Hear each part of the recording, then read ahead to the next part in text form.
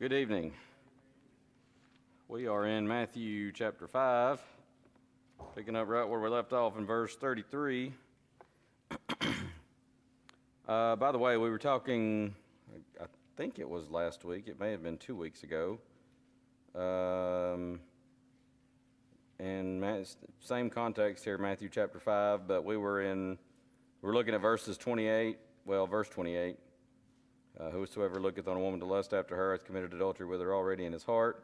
We were talking about, the ladies have a responsibility to dress modestly and not be a stumbling block, but men have a responsibility to keep their minds pure, and you can't always control what you see and what's put before you, but you can bounce your eyes, was the expression we used, and I mentioned the book, and I had James Dobson stuck in my mind for some reason, but Bob brought me his copy of the book, and Martin looked it up that night and told me after class, and where is Martin?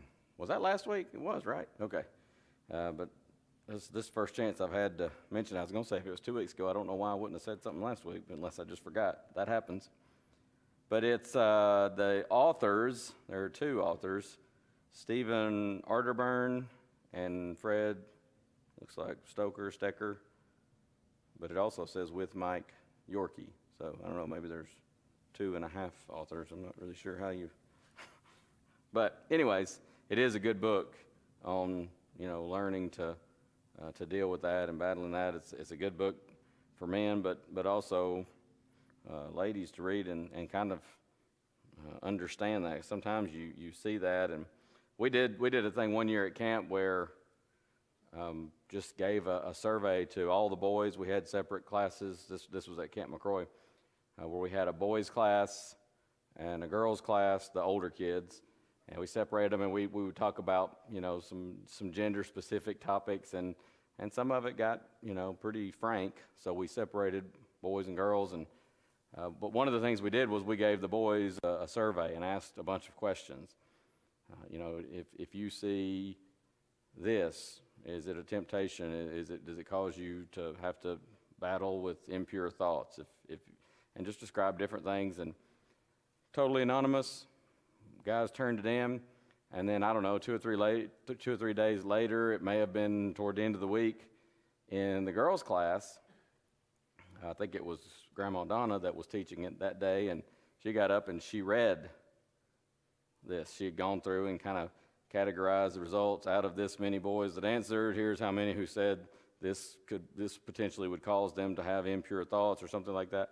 And it was the girls were just constantly in that class going, "What? Really? I didn't know that. I can't imagine that." And so a lot of times men and women, and it's whether young or old or in between, sometimes men and women don't understand each other very well. Individually, but also just the gender differences that God made us with. And so sometimes understanding some of that helps us to help each other. But I want to mention that because I just gave the totally wrong author there, and so I wanted to correct that. But it's, again, that's Stephen Arterburn, Fred Stoker. It's Stoeker. I don't know if that's pronounced Stoker or more like Stecker. But it's called Every Man's Battle. Now, as I said, we left off in verse 33, or at verse 33. If I can get to the right spot in my Bible here. And verses 33 through 37, Jesus is going to teach about taking oaths. And sometimes people get confused about this, and sometimes you even have people, even to this day, that will, if they're called upon to testify in a like in a courtroom situation, and they'll say, do you swear to tell the truth? I say, no, I don't swear. And so they have a way to deal with that for somebody, and I think it's a good thing if somebody has a conscience problem with it. They obviously don't understand, as you'll see when we talk about this, but if somebody has a conscience problem with it, I don't want to be a stumbling block, and so they let you just say, well, you affirm to tell the truth, the whole truth, and nothing but the truth, so help you God. And so you can do that.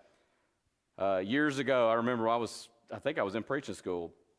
Brother Ira Rice, he did a lot of mission work overseas, and he well on into his 80s, as I recall, may have been pushing 90 before he stop taking those trips. But he made the point one time that he had, at one point in his life, I don't know if it was when he became a Christian or later on in life, but he said he made a vow to God. And he was talking to God in prayer, and he said, I made a vow that if I can go anywhere at any time to do anything to advance the cause of Christ, I'm going to do it. And he said he mentioned that one time in I don't know if it was a sermon or a Bible class, but somebody came up to him later and they were really pretty harsh with him and says, that's not right. You don't need to be taking vows. And he says, well, why would you say that? He says, well, Jesus says, you don't take oaths, you don't take vows. And he says, brother, are you married? Well, yes, been married for 40 years. He said, did you take a vow to have and to hold from this day forward till death do us part, sickness, health, all that? Well, we promised. What did you call them that day? Were they your marriage vows? And so the point was made. Here, Jesus says, again, ye have heard that it hath been said by them of old time, thou shalt not forswear thyself, but thou shalt perform unto the Lord thine oaths. But I say unto you, swear not at all, neither by heaven, for it is God's throne, nor by the earth, for it is his footstool, neither by Jerusalem, for it is the city of the great King. Neither shalt thou swear by thy head, because thou canst not make one hair white or black. But let your communication be yea, yea, nay, nay.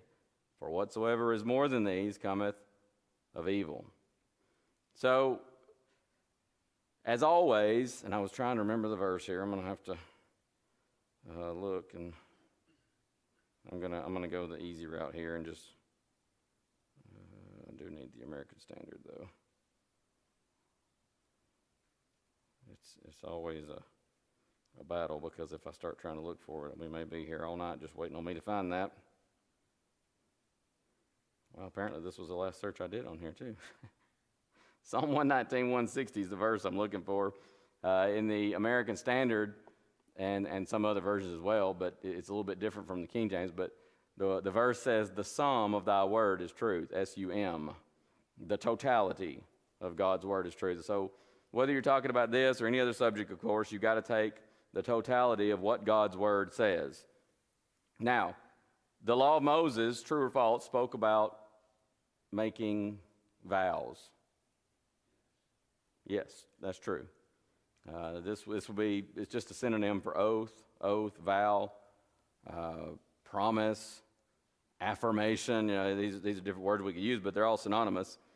In the law of Moses, if you made a vow, you were to keep it. This is dealt with in Deuteronomy 23.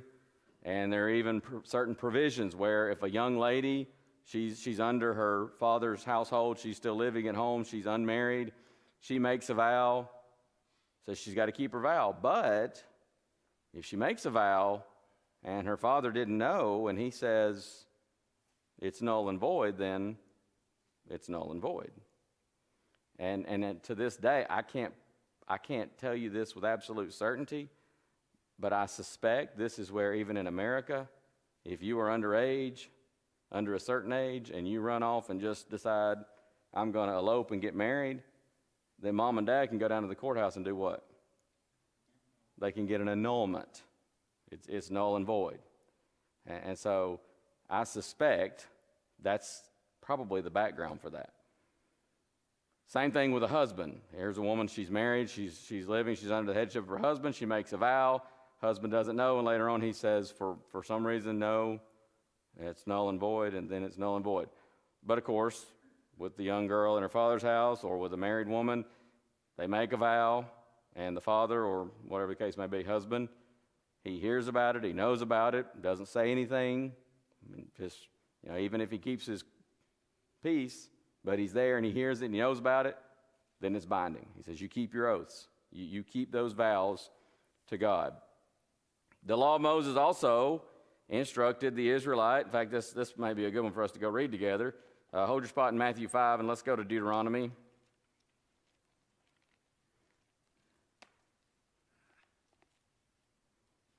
Chapter 6.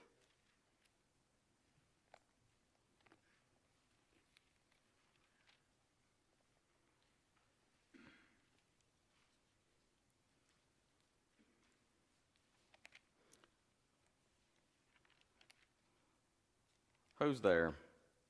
Somebody there already? Brother Chris, read 6:13, please. You shall fear the Lord your God and serve him, and shall take oaths in his name. All right, so fear the Lord your God, serve him, and take oaths or vows in his name. So it's not that God considered the act of taking a vow or even swearing sinful in and of itself. The reference that Jesus is quoting from here, or at least alluding to, is Leviticus 19, verse 12. You shall not swear by my name falsely, neither shalt thou profane the name of thy God. I am the Lord. And that's, when you understand that background verse, there's kind of some key, there's a key concept there, at least one, and that is that word profane. What does it mean? What is probably the best antonym for profane? Not synonym, but antonym. What's the opposite of profane? Holy. Holy meaning set apart, literally. So if you don't have something that is set apart, or, in a very special way, it's sanctified, distinguished, what's the opposite? Profane. Somebody said worldly. It would be common. That's the word I was thinking of. I think that's probably, if you want the best, one, if not the best synonym for profane, it's common. Sometimes we use that word and we think of it as meaning sinful. And sometimes it is used that way. But what it really means is common. You've got, and I've used the illustration before of Mom and her special china that we ate out of, like I think it was only on Christmas that I can recall. Christmas Day meal was eaten on that china. And then it went back into the cabinet for 364 more days. But that was sanctified china. It was set apart for a very special purpose. And listen, I don't think even I ever dared try it. But I can't even imagine what would have happened if we'd have tried to treat that china as profane or common. And just, you're making a sandwich one day for lunch and you go grab one of those plates and you start, slapping your mayo on the bread and sitting it on that plate. Man, she would have lost it because you just didn't do that. It was a very special thing. And so that's the idea here when you talk about profane. And I think that's kind of key there in Leviticus 19:12. Don't make God's name, don't make him, the things of God, common. They're very special, sanctified, set apart. Yes, sir. In Ecclesiastes 5:4, Solomon worded it as though people were expected to take vows. He said it this way: when thou vowest a vow, not if thou, or possibly, he said, when thou vowest a vow unto God, prefer not to take it. So, he was under the assumption this was going to happen. What's the reference? 5? Ecclesiastes 5:4. 5:4. Ecclesiastes 5:4, Tim mentioned, Solomon says when you vow a vow, then you honor it. I'm paraphrasing there, but that's what he says. When you make a vow, and again, it's pointed out, he doesn't say if, he says when. It's like it's expected. By the way, I don't know if we covered this a whole lot in our Old Testament overview class, but what's one of the more famous vows in the Old Testament? The Nazarite vow. In fact, Numbers, is it 6? I was going to say 6, but I wasn't sure that was right. Number 6 details that. And there's some, very specific instructions given. If you make a Nazarite vow, it could be made for a specific set of time. You had some that were born that were just Nazarite for life. John the Baptist comes to mind. But it was a vow.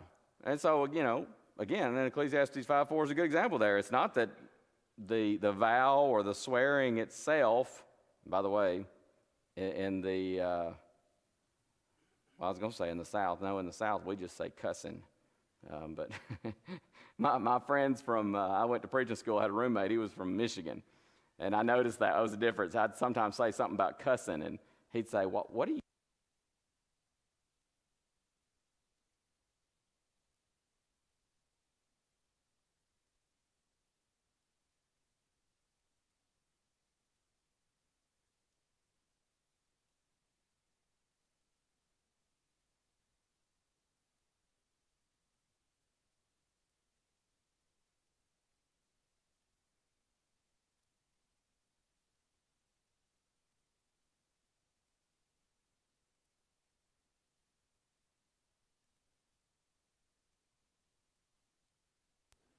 That is the truth. Are we back? Yeah.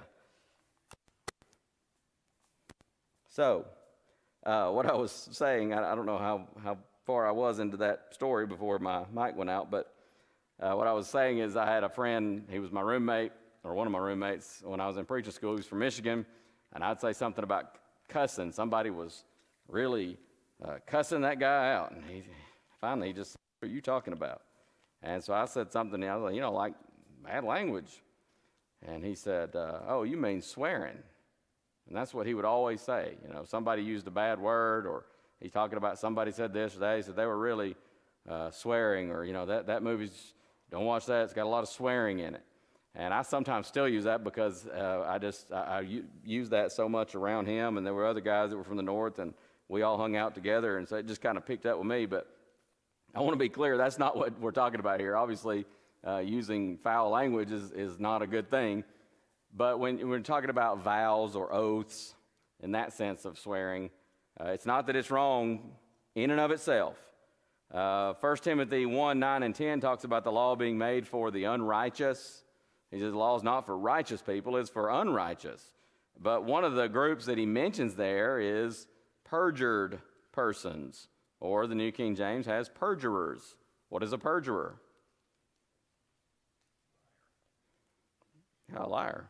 It's someone who swears falsely, particularly under oath. In fact, if you go to a court of law and you take that oath, even if you kind of duck out and you're going to say, whether conscience or maybe because you think you can get away with it or something, well, I'll just affirm to tell the truth.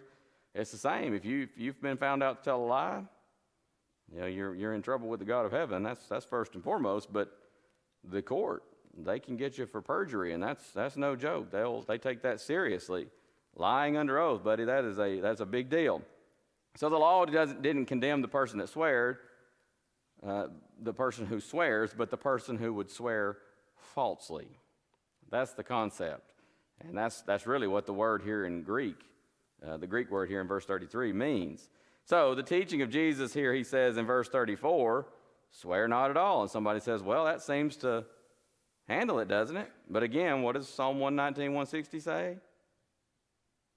The sum of God's word is truth.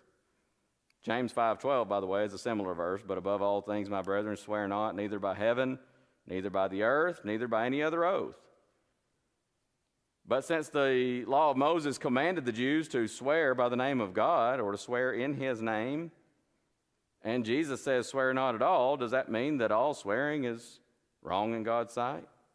Well, if you go, here's another one I think we should go and read together. Let's go to Hebrews chapter 6.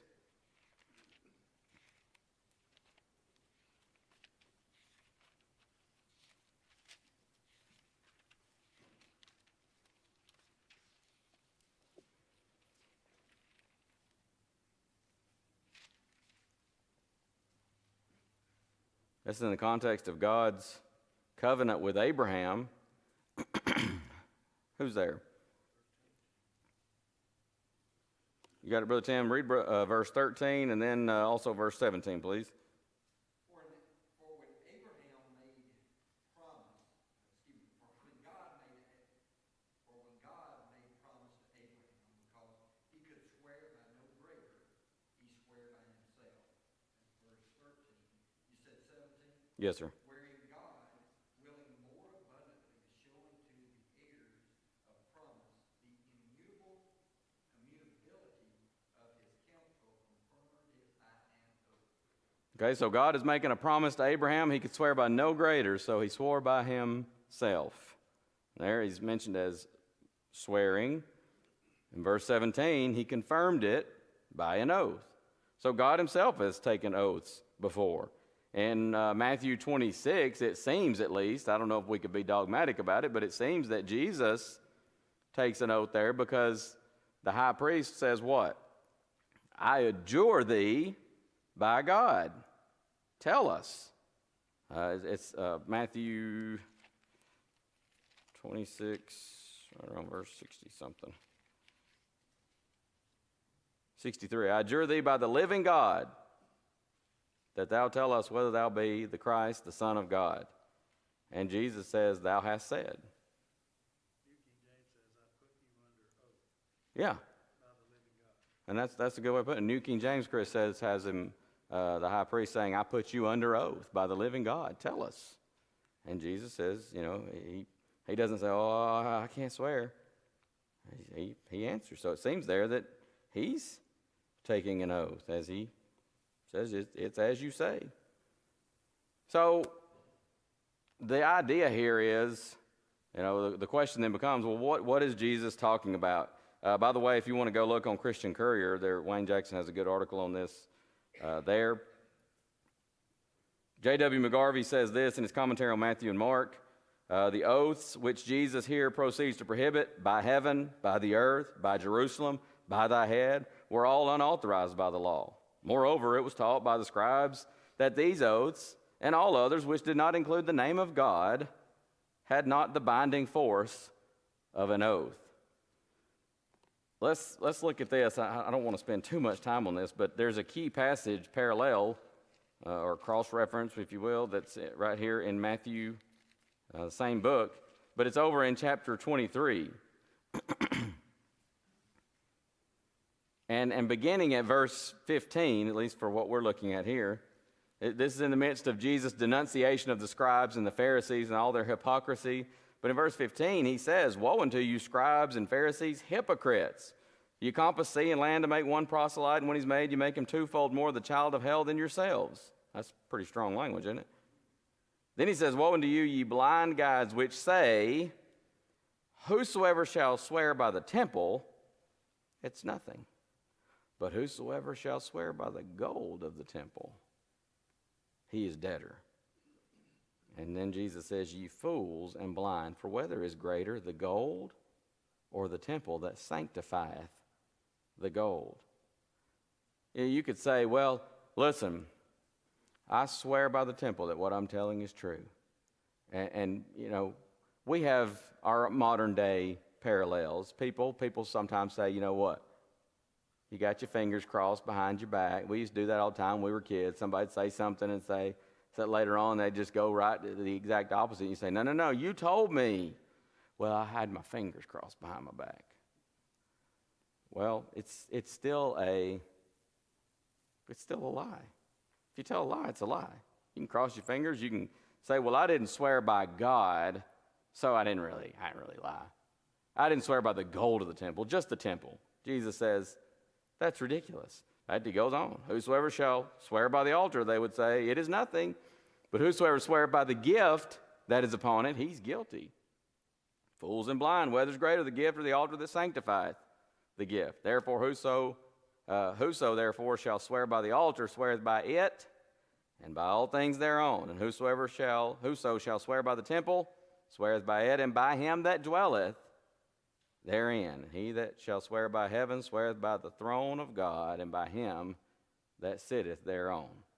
That's a parallel that if you don't have a reference there, a cross-reference, you may just want to jot that in your Bible to look over Matthew 23, because that is a divine commentary on what Jesus is talking about here.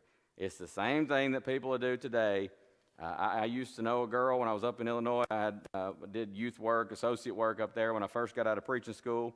This young lady in the youth group, she was famous for this, infamous among even the whole youth group, because she would say something, and sometimes she would say something and she may completely go back on her word. Sometimes she would promise something and she may go completely back on her word, but hold up, if she says, I promise, then you know you can believe her. I promise. That was her little phrase. And one time I told her, I said, why don't you just tell the truth all the time? Why don't you just be a person that people know if you say it, if you say you're going to do it, you're going to do it. Whether you promise or promise or promise. And we even do this today. Sometimes people, I was growing up, I was common to hear somebody say, oh, and I swear on a stack of Bibles. Well, why not just be a person of your word? People sometimes say, I swear on my mother's grave, and all kind of crazy things that people will say. Swear to God. People love to say that one. But what they're saying is, you can't ordinarily trust me.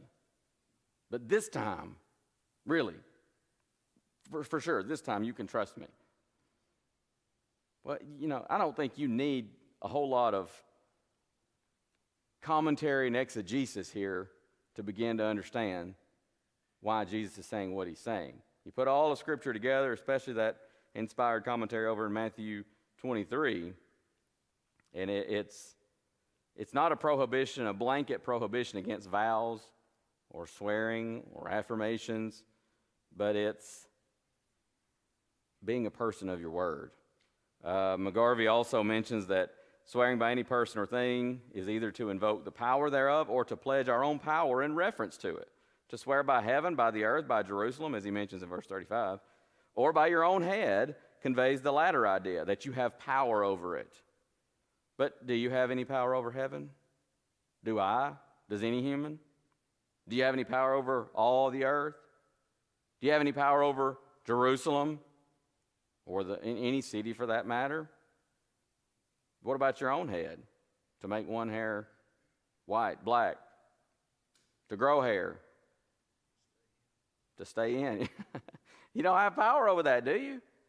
In other words, I'm not God. And so, he says, use some prudence and wisdom when you're making vows and when you're giving your word. The Savior, he goes on to say, the Savior shows in each case that the idea is an absurd one and thus exposes the folly of such oaths. As heaven is God's throne, the earth his footstool, Jerusalem the city of the great king, the man who made an oath had not control over these.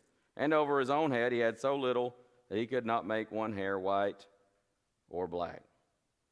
That's the idea here. A disciple of Jesus ought always to speak that which is totally truthful and reliable.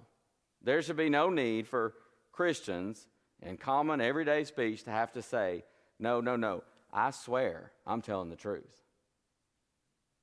You know this. I mean, we know this from everyday life. There are people, we could go around the room and every single person could name somebody that if they say it, it's so, unless they're honestly mistaken. And if they say they're going to do it, unless something comes up that they can't help and can't control, they're going to do it. They're going to follow through.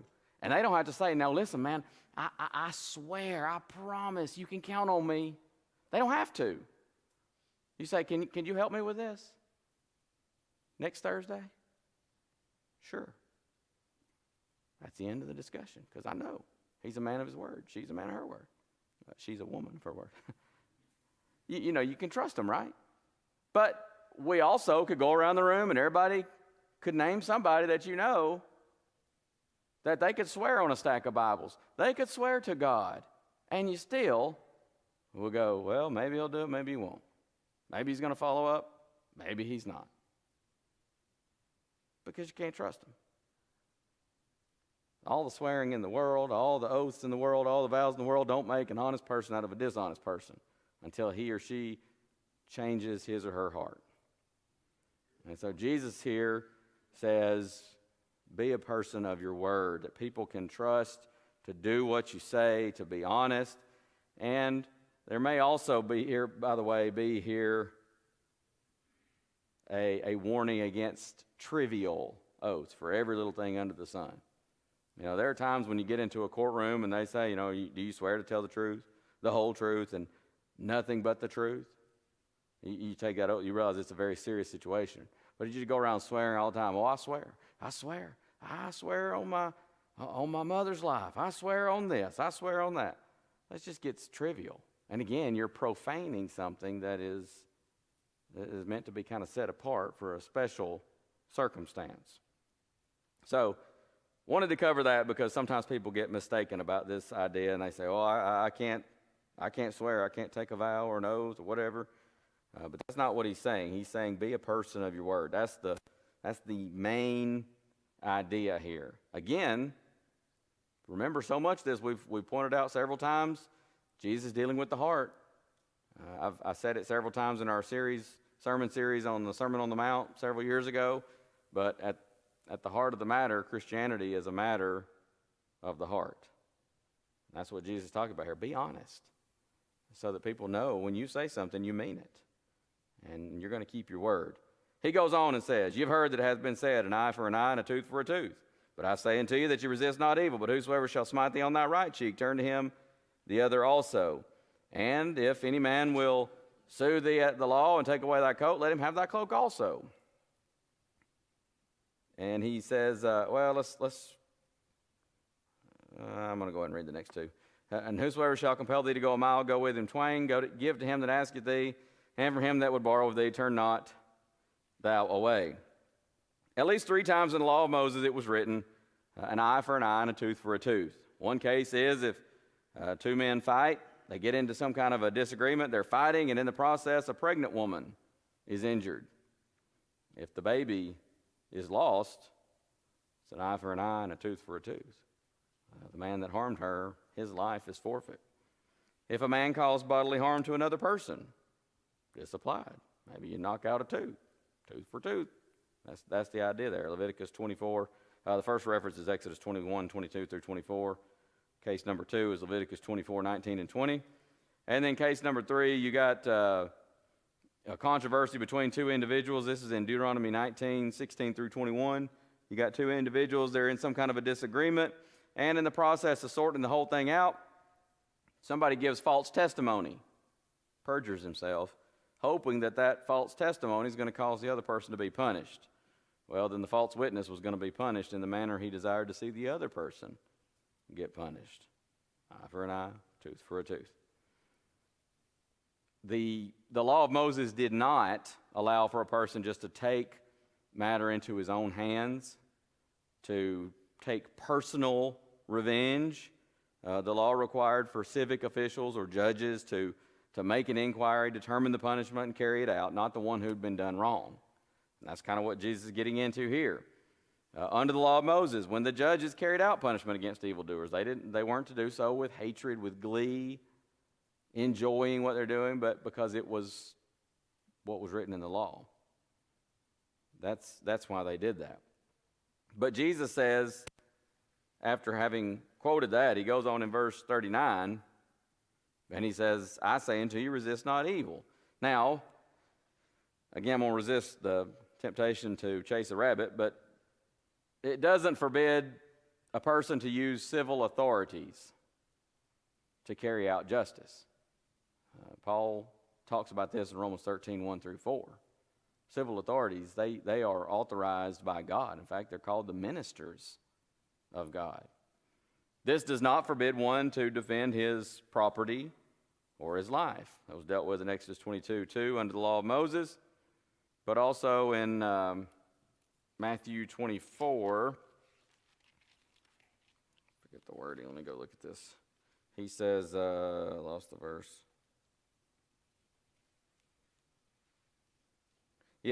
Jesus in the midst of a parable mentions, know this, that if the goodman of the house had known in what watch the thief would have come, he would have watched and would not have suffered his house to be broken up. He would have resisted. Jesus, when he says resist not evil, doesn't mean, if a thief comes to your home, you just go, well, I'm a Christian and my Lord says not to resist evil, so you help yourself, and when you're done, let me know and I'll come back in. That's not what Jesus is talking about. This, by the way, also does not forbid the church to preach the gospel. Is preaching the gospel resisting evil? It absolutely is. And we're involved in spiritual warfare. Paul talks about this in 2 Corinthians 10. Doesn't prevent the church or forbid the church from pointing out what is evil. Paul talks about the works of the flesh, Galatians 5, 19 through 21. I've even heard some people get so far as to say, if the church speaks out on things like abortion, say, we don't need to be resisting evil, we just need to stay out of that. No. Because when God speaks on a matter, and it's a moral matter, this happened one time I was preaching, and I think it might have been somebody in a class mentioned something. We had a vote coming up in Alabama at that time on whether or not to bring lottery to Alabama. I think it has since come to Alabama. I think we defeated it that year. I want to say it was 2002. But he said something about it in a class or a sermon, and one little old lady in the congregation, she got so furious about that. And it was funny because when you got to the bottom of it, she was furious because she was a Democrat. And it was something to do with the Democrats were backing the lottery and the Republicans were opposing it, and it really came down to that for her. But anyway, what she said was, and she was a sweet little lady, but she just sometimes would get mixed up on things like this. And she'd point that finger and she'd say, and she came and told me and gave me an earful, and she said, politics has no place in the pulpit. I said, sister, I could not agree with you more.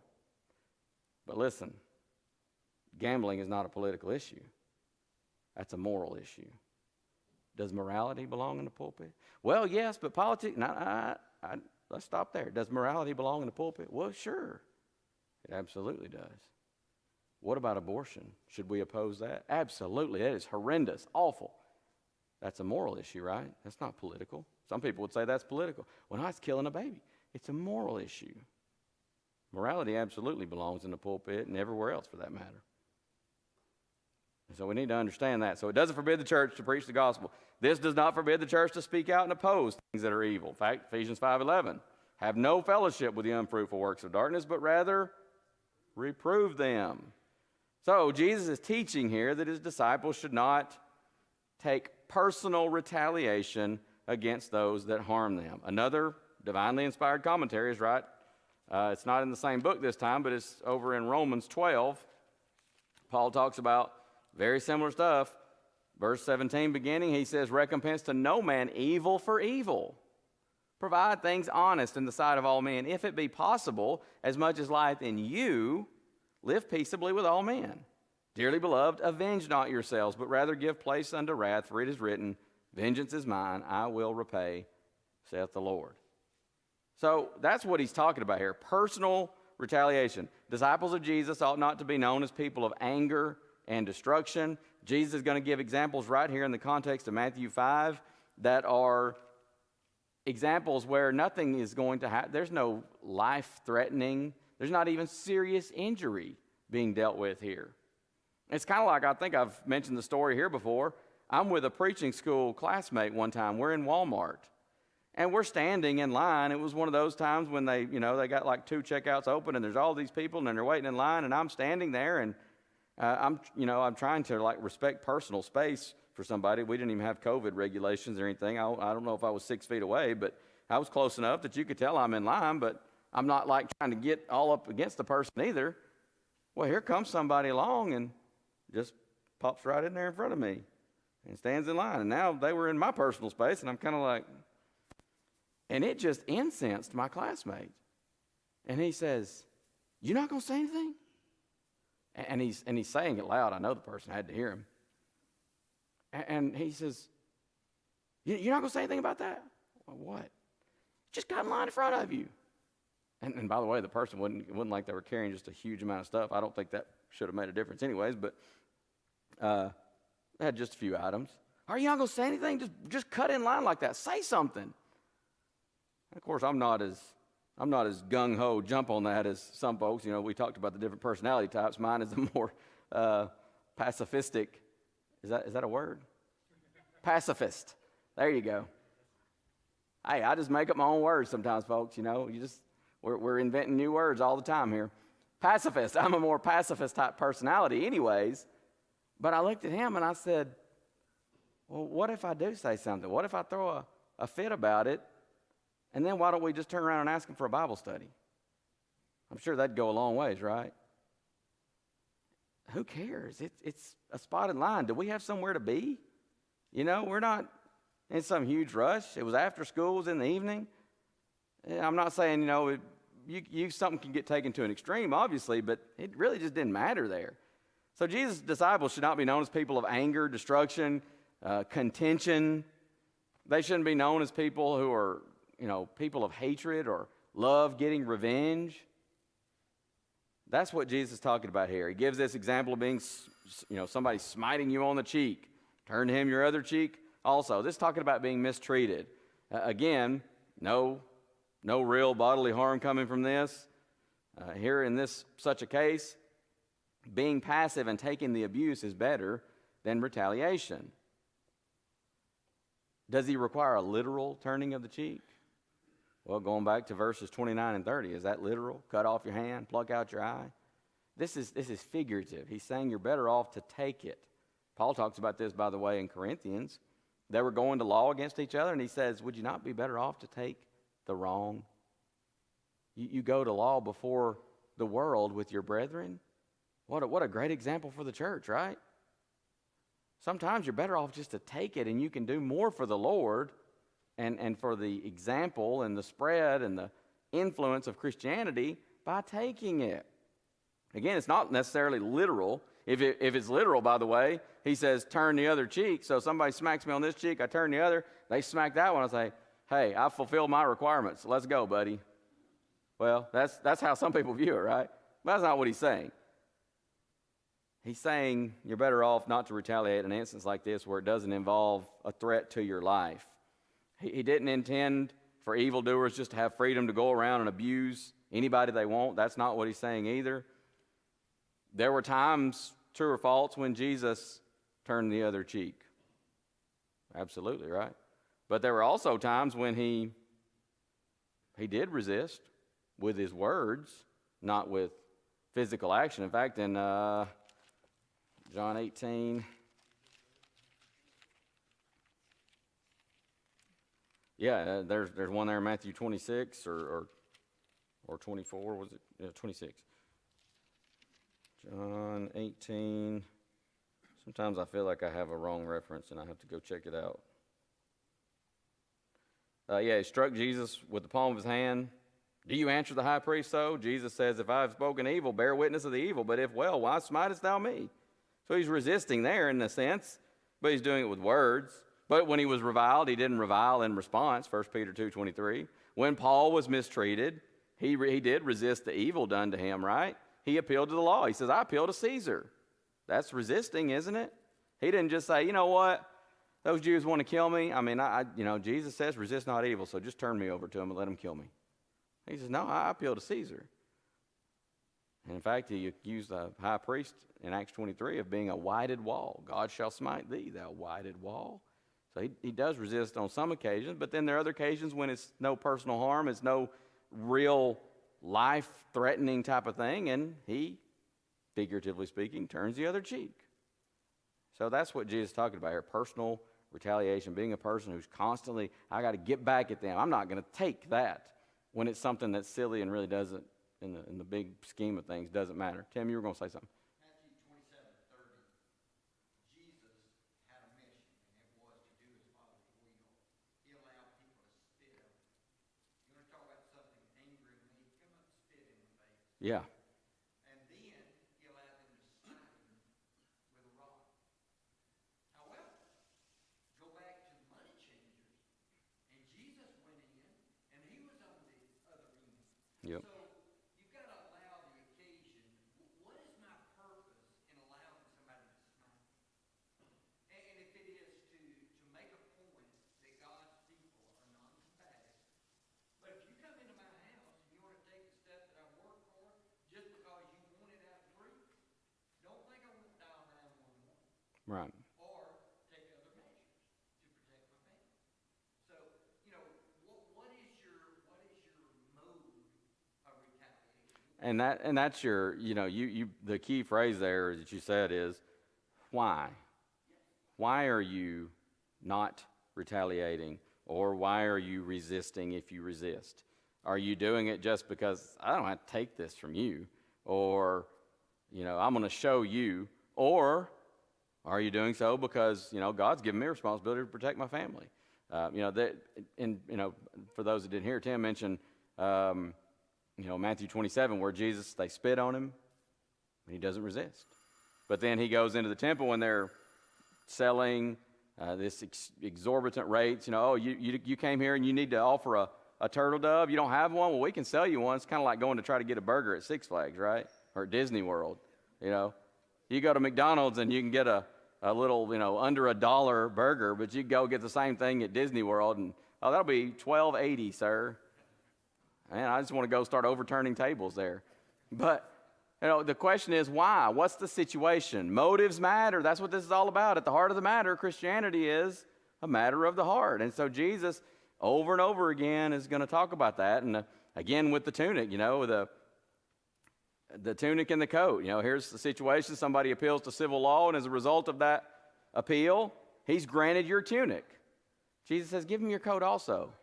My dad used to say something all the time. I remember him saying this so many times when I was growing up. He ran a business for a while, and he had to deal with this. And those of you who run business, you know sometimes people don't pay their bills. And sometimes I remember Dad, and he'd be talking to Mom about it, and sometimes Mom would be upset, and she'd say, you need to go, and you need to, maybe you need to get an attorney and take him to court or whatever. And sometimes my dad would say, you know what? If he can live with it, I can live without it. And how often will we not be better off if we just say that? You know what? If this person can live with it.